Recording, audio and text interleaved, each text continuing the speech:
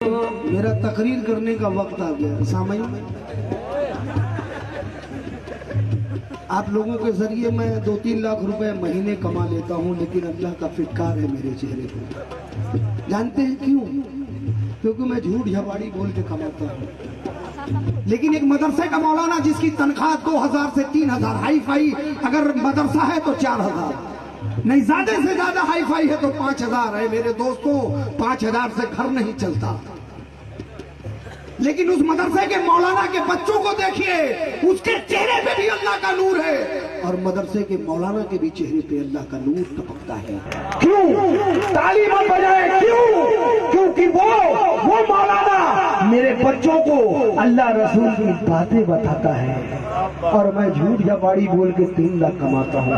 इसलिए फिटकार है। ऐ मेरे मोमिन भाइयों, ऐ मेरे दोस्तों, कसम खुदा की, आप लोग उस मौलाना